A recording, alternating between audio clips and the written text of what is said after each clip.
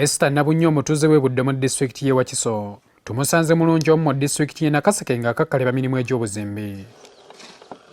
Ono akola n'abasajja balala nga 15 nga ye mukyala yekka abalimu.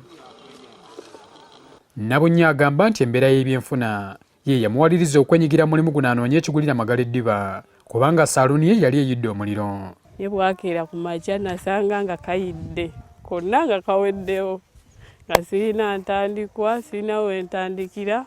Ono muzadde ow'abaana 3 era ng'abalabira yekka muyite single mother yagezaako emirimu emirala ne gigaana mukwano gwe kwe kumuzigirira ogw'okupoota. Waliwo alina sayiti gye yantwalako ne bampa omulimu ne tubeeraawo nga tupoota ne tupoota. Ng'okupoota akukoze okumala ekiseera ekinyegennyege kyamukwata n'asalawo okuyiga okukwata omwika ayongere ku nnyingiza ye. Ne neebuuza naye bano bakikola naye nze zisobola kukikola.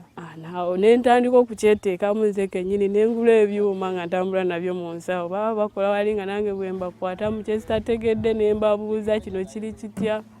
Tewayita bbanga. Nali ntandiza okuba nga nange nzimba. Emyaka giweze 5 nga Nabunya azimba era agamba nti omulimu guno gumuwadde emirembe newankubadde ng'okusomooza nakwo tekubulamu. Naye sigwevuma kuba ndabiriramu abaana bange basoma.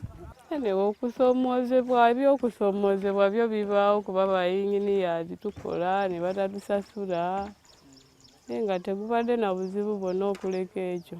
Ekyewunyisa nti buli we bagenda okuzimba nga weetaaga okusulayo asula wamu n'abasajja b'akola nabo mubuuzizza oba nga tebamufuukira ekyambika. Sigweka asoose kimbuuza naye nga tebalina buzibu munnaye kuba tosobola kunga nti osula mu basajja abasukka mu 5 olowooze nti bonna bagenda lowooza ekintu kyekimu.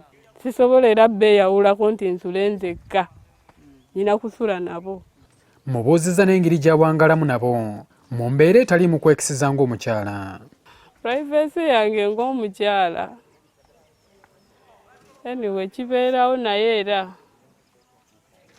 sifuna nnyo buzibu buli awo.